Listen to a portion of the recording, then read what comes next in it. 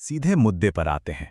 हिमालय की बर्फीली और दुर्गम ऊंचाइयों में सदियों से एक ऐसा गहरा रहस्य दफन है जिसने बड़े बड़े वैज्ञानिकों के होश उड़ा रखे हैं। आज के इस विस्तृत विश्लेषण में हम रूपकुंड झील की गहराइयों में उतरेंगे, जिसे पूरी दुनिया कंकाल झील या स्केलेटन लेक के नाम से जानती है। चलिए इस रहस्य की परतों को एक एक करके खोलते हैं। अब ये जो नज़ारा है, ये किसी हॉरर फिल्म का सेट नहीं है, ये बिल्कुल असली है। रूपकुंड झील के किनारे साल में सिर्फ 1 महीने के लिए जब बर्फ पिघलती है ना, तो सैकड़ों इंसानी कंकाल और खोपड़ियां इस तरह पानी से बाहर आ जाती हैं। इन हड्डियों का ये बिखरा हुआ ढेर देखकर ही सिहरन होती है। लेकिन सबसे बड़ा सवाल तो यही है कि आखिर ये लोग कौन थे और इतनी ऊंचाई पर कर क्या रहे थे। इस रहस्य की गंभीरता को समझने के लिए जरा इस ऊंचाई को दिमाग में बिठा लीजिए। 5020 मीटर, मतलब समुद्र तल से करीब 16,470 फीट ऊपर। इतनी भयंकर ऊंचाई पर हवा में ऑक्सीजन ना के बराबर होती है। और मौसम तो किसी की भी जान ले सकता है। ये कोई ऐसी जगह बिल्कुल नहीं है जहां कोई इंसान गलती से टहलता वो पहुंच जाए। यहां पहुंचना अपने आप में एक बहुत बड़ी चुनौती है। अगर इसकी लोकेशन को देखें तो ये उत्तराखंड के चमोली जिले में स्थित है। विशाल ग्लेशियरों और बर्फ से ढके पहाड़ों के बीच एक कटोरे के आकार की बेहद छोटी और उथली सी झील है। इसका व्यास मुश्किल से 40 मीटर होगा।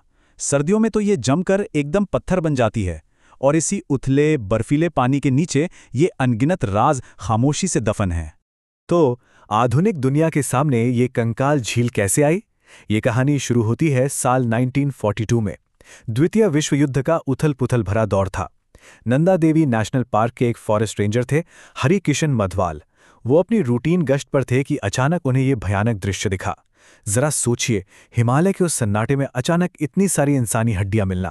प्रशासन में तो जैसे दहशत ही फैल गई थी। शुरुआत में तो ब्रिटिश अधिकारियों को लगा, अरे कहीं ये जापानी सैनिक तो नहीं है जो छुपकर घुसपैठ कर रहे थे। लेकिन शुरुआती जांच होते ही ये थ्योरी हवा हो गई। ये कंकाल जापानी सैनिकों के हिसाब से बहुत ज्यादा पुराने थे, मतलब सदियों पुराने। और बस इसी एक खुलासे ने इसे एक मिलिट्री टेंशन से हटाकर एक बहुत बड़े ऐतिहासिक रहस्य में बदल दिया। दिलचस्प बात यह है कि झील में सिर्फ कंकाल ही नहीं मिले, वहां से कई अजीबोगरीब पुरानी चीजें भी निकलीं, जैसे लकड़ी का सामान, लोहे के भाले, चमड़े की चप्पलें और तो और अंगूठियां भी। लेकिन सबसे ज्यादा रोंगटे खड़े करने वाली बात तो 2003 में सामने आई, जब एक अभियान के दौरान कुछ कंकाल निकाले गए तो इस जमा देने वाली ठंड की वजह से कुछ हड्डियों पर इंसानी मांस तब भी लगा हुआ था। प्रकृति का ये कोल्ड स्टोरेज सच में डरावना है। अब जब विज्ञान के पास तुरंत कोई जवाब नहीं था, तो ध्यान गया स्थानीय लोक कथाओं की तरफ। वहां के गानों और कहानियां में कन्नौज के राजा जसधवल और उनकी पत्नी का जिक्र बार बार आता है। किंवदंती है कि राजा अपनी पूरी मंडली और नर्तकों के साथ नंदा देवी की तीर्थ यात्रा पर निकले थे, लेकिन उन्होंने पवित्र जगह की मर्यादा तोड़ी, जिससे देवी नंदा क्रोधित हो गईं। कहते हैं कि एक भयानक ओलावृष्टि ने पूरी की पूरी मंडली को इसी झील के पास एक ही झटके में खत्म कर दिया।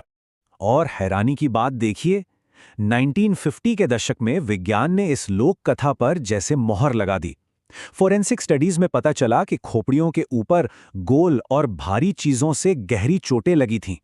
ये रिपोर्ट स्थानीय कहानियों से बिल्कुल सटीक बैठ रही थी, यानी आसमान से गिरे क्रिकेट की गेंद जितने बड़े और जानलेवा ओले। उस वक्त ऐसा लगा जैसे चलो दशकों पुराना रहस्य आखिरकार सुलझ गया।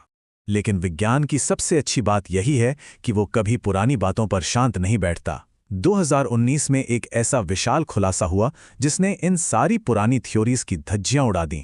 डीएनए विश्लेषण और जीनोम वाइड स्टडी की एक बिल्कुल नई रिसर्च सामने आई, और इस नई तकनीक ने एक ही ओलावृष्टि में सबकी मौत वाली थ्योरी को सिरे से खारिज कर दिया। जब रूपकुंड से निकाले गए 38 लोगों के डीएनए का आधुनिक विश्लेषण किया गया, तो नतीजे सचमुच दिमाग हिला देने वाले थे। ये लोग किसी एक समूह के थे ही नहीं। 23 लोग दक्षिण एशियाई मूल के थे, एक व्यक्ति दक्षिण पूर्व एशिया से था, और सबसे बड़ा शौक 14 लोग पूर्वी भूमध्य सागरीय क्षेत्र के थे, मतलब आज के ग्रीस या क्रीट के आसपास के। अब सोचने वाली बात है कि ग्रीस के लोग हिमालय की इस अनजान और दुर्गम झील तक भला कैसे और क्यों पहुंचे? असली पहेली तो मौत की टाइमिंग में छुपी है। रेडियो कार्बन डेटिंग से पुख्ता तौर पर पता चला कि इन सभी लोगों की मौत एक साथ एक ही घटना में नहीं हुई थी। दक्षिण एशियाई लोगों के अवशेष लगभग 800 ईस्वी के हैं। जबकि ग्रीस और दक्षिण पूर्व एशियाई अवशेष करीब 1000 साल बाद, जी हां 1000 साल बाद, यानी लगभग 1800 ईस्वी के आसपास के हैं। ये अलग अलग समूह सदियों के फासले पर मरे थे। अलग अलग युग, लेकिन एक ही खौफनाक अंजाम। यही इस पूरे रहस्य का सबसे चकरा देने वाला पहलू है। मतलब ये कैसे मुमकिन है कि पूरे 1000 साल के अंतर पर दुनिया के बिल्कुल अलग अलग हिस्सों से आए यात्रियों के समूह बिल्कुल एक ही दुर्गम बर्फीले गड्ढे में आकर अपनी जान गंवा बैठे? क्या ये कोई पुराना भुला दिया गया तीर्थयात्रा का रास्ता था? इसका कोई स्पष्ट जवाब आज तक नहीं मिल पाया है। खैर, इतने गहरे रहस्य के बावजूद आज ये जगह दुनिया भर के पर्यटकों के लिए एक बहुत बड़ा आकर्षण बन चुकी है। हालांकि आज भी यहां तक पहुंचना किसी जंग जीतने से कम नहीं है। कई दिनों की खड़ी चढ़ाई, जमा देने वाली ठंड, ऑक्सीजन की कमी और खतरनाक बर्फीले रास्तों के बीच से होकर साहसी ट्रैकर्स इस रहस्यमयी झील तक पहुंचते हैं। अगर इस सफर को समझे तो यह लगभग 53 किलोमीटर का एक बेहद थका देने वाला रास्ता है।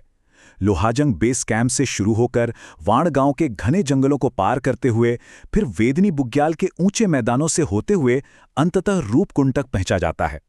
इस पूरे मुश्किल सफर को पूरा करने में अमूमन 5 दिन लग जाते हैं। लेकिन इस अनियंत्रित पर्यटन ने एक नया और बहुत ही गंभीर संकट पैदा कर दिया है: कंकालों की चोरी। प्रशासन लगातार चेतावनी दे रहा है कि पर्यटक और कुछ शोधकर्ता भी इन प्राचीन हड्डियों को खच्चरों पर लादकर स्मृति चिन्ह या निशानी के तौर पर अपने साथ ले जा रहे हैं। बिना किसी सख्त रोकटोक के ये अनमोल ऐतिहासिक कंकाल बहुत तेजी से गायब हो रहे हैं। और इसी चिंताजनक स्थिति के साथ एक बहुत ही चुभने वाला सवाल उठता है: क्या रूपकुंड का ये प्राचीन इतिहास आधुनिक युग की इस बेकाबू उत्सुकता से बच पाएगा?